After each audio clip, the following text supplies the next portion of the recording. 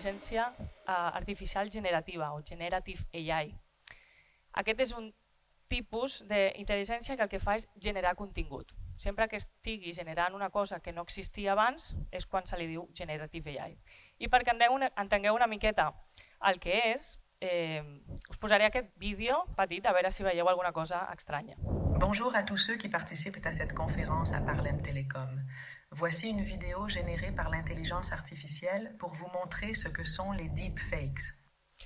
Bueno, ja us avanço que jo no parlo francès i aquest vídeo no soc jo, soc jo però no l'he fet jo. Aquest vídeo l'he generat en 3 minuts que jo estava parlant de qualsevol altra cosa i després el que vaig fer és dir-li ara fes-me que digui això.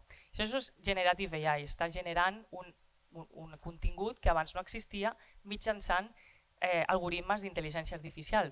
Més en concret, amb un tipus d'algoritme que se li diuen diffusion models.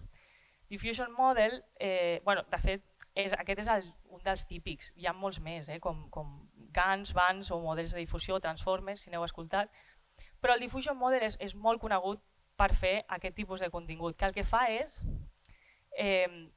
tu li passes una sèrie de, per exemple, de fotografies i aquest model li afegeix soroll a aquesta fotografia, soroll.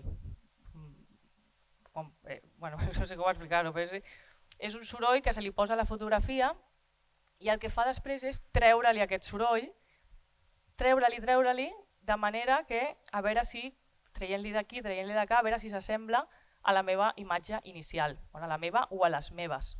Llavors el que estàs fent és crear contingut nou, imatges noves, perquè posant-li soroll s'està fent borrosa aquesta imatge i quan li tornes a treure el soroll s'està fent clara. Llavors estàs generant contingut nou. Aquesta és una metodologia molt bàsica en aquest tipus de creació de contingut.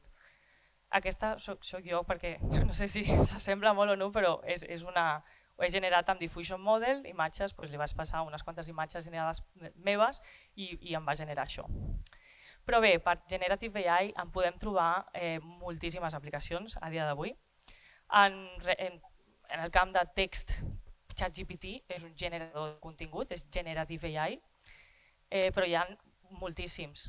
L'últim, el DeepSeek, que va treure Xina fa poquet, l'R1.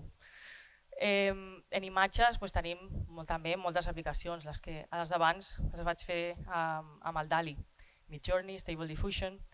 Amb vídeo i deepfake, el HeyGen és el que he fet servir pel vídeo d'abans, però hi ha moltíssimes. Codi de programació, hi ha moltes eines ara que el que fan és escriure el codi de manera molt més ràpida. Els meus programadors fan servir aquestes eines i vull que les facin servir perquè són molt més ràpids programant. Hi ha funcions que ja l'han programat 80 milions de vegades abans algun programador. Per què l'han de fer ells de nou? Llavors, en l'àmbit de programació també estan sortint moltíssimes. I en l'àmbit de la veu i la música, que us he preparat un altre exemple en la qüestió de la música, Eleven Labs és en qüestió de veu, com jo he fet el clonat de la meva veu. En el vídeo anterior meu és la meva veu clonada, no sé si s'escolta molt bé, és un àudio només de 3 minuts i és capaç de reproduir la meva, guardar-se com és la meva veu i després jo li poso qualsevol text i generar un text amb aquesta veu que jo no he dit.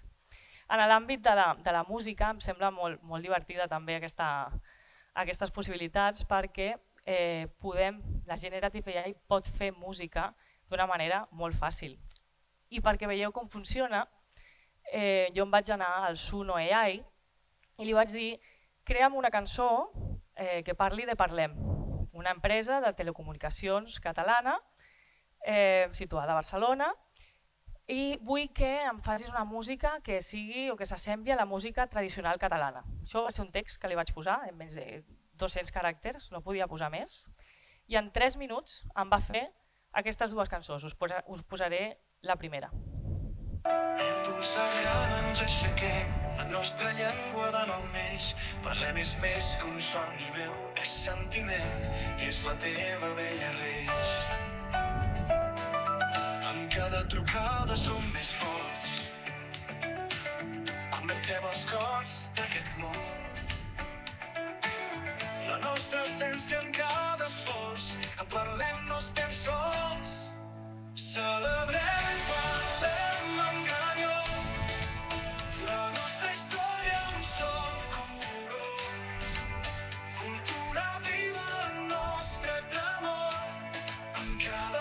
Bueno, és una cançó sencera, són 2 minuts de cançó, però bueno, en 3 minuts ens ha generat una música que s'assembla a la cultura que és una típica cançó catalana, l'ha fet en català, està parlant d'una empresa de telecomunicacions, no? Amb cada trucada som més forts, això ho ha fet ell sol, en qüestió de 3 minuts.